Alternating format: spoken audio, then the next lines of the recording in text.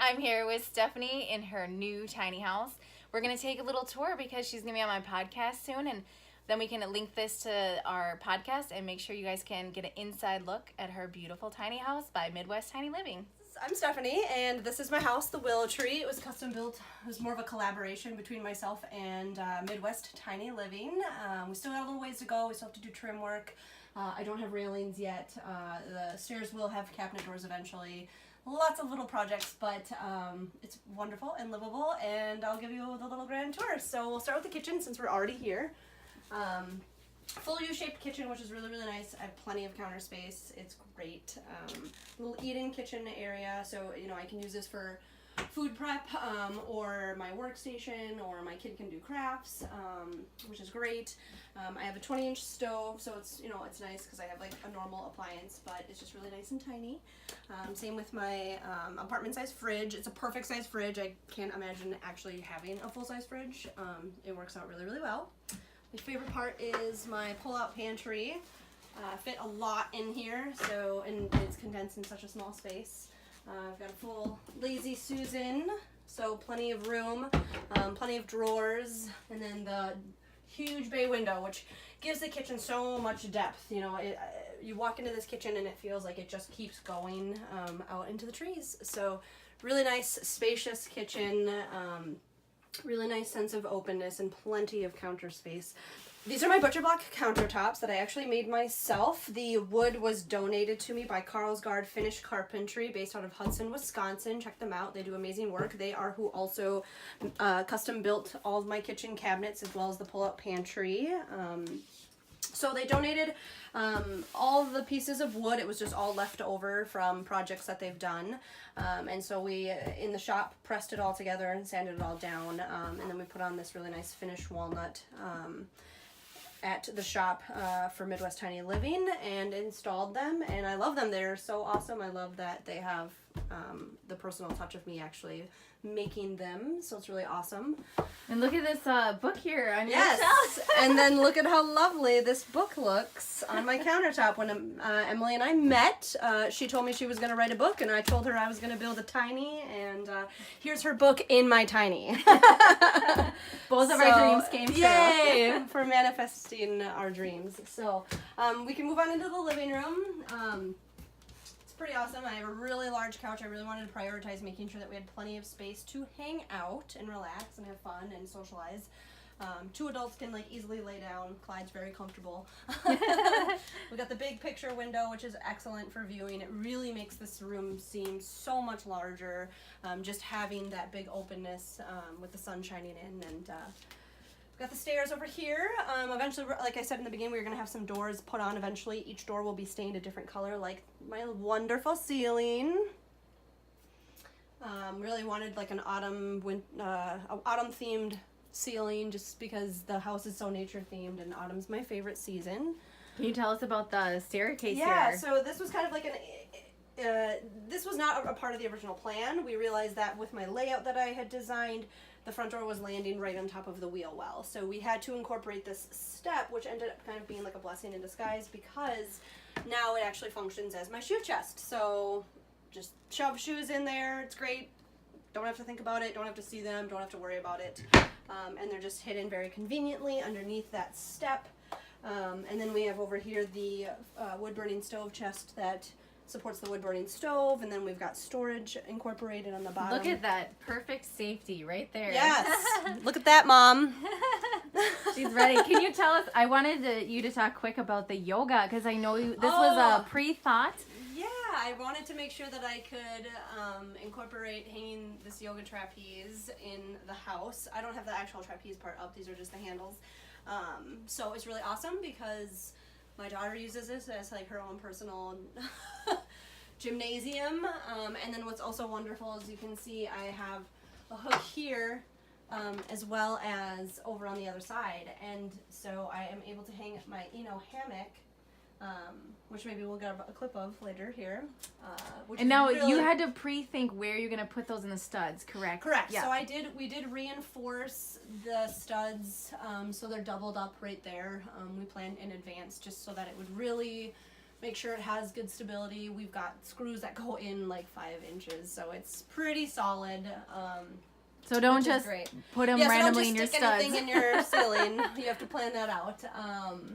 So yeah, and then we've got closets on each side of the couch. This closet is what houses my propane water heater, and then I've got 3 46-gallon tanks that are all incorporated underneath the couch here. So I actually am going to downsize after living this way. I've just realized I'm much more conservative with my water than I once was. So we're going to downsize, and which is going to open up a lot of, space for storage underneath this couch, or just open that up to, redesigning the couch. It'll be kind of fun to have some sort of like footstools that I can pull out, maybe in the future at some point. And then I've also got this other closet, which I use as kind of like my front entry closet. It's got everybody's coats, my guitar, and just some random odds and ends. Still working on kind of organizing everything the way that I really ultimately want it to be, but everything's coming together really nicely. Can move into the bathroom. I really prioritize the size of my bathroom because for me it wasn't just a bathroom, it was the bathroom, the laundry room, if you will, and then the dressing room. So a lot of people put their clothes up in their loft, and I just find that it's just too difficult to navigate getting dressed up there. So we keep everything, as far as like our clothes and go in here. So I've got, myself, I've got 6 bins here, which was a huge accomplishment for me to even do down to that. And then my daughter just has 2 bins there at the bottom, and then they're at the bottom so that she can freely access them. And who are these lovely friends? This is Jeff and Fiona, my tiny house cats. They actually love it quite a bit. This is kind of their little sanctuary. This whole room, that's ultimately what this room also became, was kind of the cat room. So I've got the cat litter box, which we don't necessarily need to point out. And then I've got the Nature's Head composting toilet. I actually have this unvented at this time, but it's still a closed system. And it does not produce any smell. It's been working beautifully.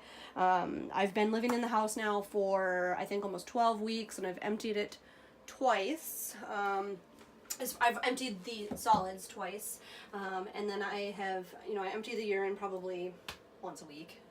So it works out really well. This is my authentic 4-foot miniature clawfoot tub. I saw this, and I had to have it. I got a great deal on it. So I incorporated that into the bathroom design. I just love the aesthetics of it. So we have that. And just to put it in perspective, most tiny houses bathrooms are about half this size. This is about an 8x8 bathroom. She did a really great job designing that bathroom, and I can tell you from personal experience that next time my bathroom's gonna be bigger. Well, I can take you upstairs into the loft area. By the way, I have about, I think, 16 or 17 windows in this build, because I really wanted to allow for so much natural light. We really love being outside, and I just wanted to find a way to bring as much of that inside as possible. You can tell the dog has no issues getting up and down. Yeah. So, this is my loft. Got my TV, which is great. Just got that put in. I've got my skylight here. It's wonderful. I love to wake up every single day and just yay, this is my life. And can you show us you have plenty of room here to sit up on this end? Just so people can actually, see. It's really comfortable. I sit back and just, I'll play some Super Nintendo, no big deal. Hang out with my daughter. We spend actually a lot of time in the loft just because it's so cozy, and we love it. And as you can see here, she's got plenty more space. So if she wanted to add more clothes or another dresser, she's got plenty of room here. Yeah, we're actually going to incorporate a railing that goes around everything. And just like Elliot, as you can see across, has she's got her little shelf there. We're going to put a 4-cube shelf here as well once the railing is up, so that will kind of close off my room a little bit, just to make it feel a little bit more like a room, a little more privacy. And then we've got smuggler holds that are incorporated into the catwalk that I just cover. And for those of you with pets, I would highly consider the catwalk, and as Stephanie said, she's going to add the railing, so we had a catwalk as well. And it's really, really, really beneficial for your pets to be able to safely go back and forth. Yeah, and with Elliot, my daughter, being only 5, she's, you know, incredibly agile, but I just didn't want her to have to navigate a ladder in these early years. Mostly at night, I would think that it would be challenging for her to have to do that if she had to go to the bathroom or wanted to come over to mom's loft. And so, you know, eventually we could incorporate a ladder in this, but for the time being, I was much more comfortable going with the catwalk for now, which has turned out to be pretty great. My daughter zips back and forth. She crawls. I make her crawl just because we don't have railings yet, but we'll get there. And we can kind of crawl over to hers. As you can see, the dog is an expert at this. Yeah, he has no fear. And from personal experience, we did have a ladder that we moved back and forth, and it was fine. But as she said, you know, we had to be there for our son to make sure that he was safely getting down. So this is a very nice way to avoid that and avoid the ladder just sitting randomly in your living room. So this is Elliot's room. She's got a lot of toys. We're a little messy today. We haven't actually fully organized and cleaned her room after her stay with me this week. But plenty of room for all her toys, plenty of room for play. She loves her room. She loves her bed. It's really fun. I just love being downstairs and like listening to her with all her toys, doing her imagination play. It's just adorable. And she loves her room. And this is to put things into perspective as well. This loft is about, I don't know, like just under, you know, it's like 7 by 10 feet or 8 by 10. Her bedroom in our big house that we used to live in was like an 8 by 12 room. So this is really only a foot or 2 shorter than her room that she's had. So it really wasn't that big of an adjustment for her.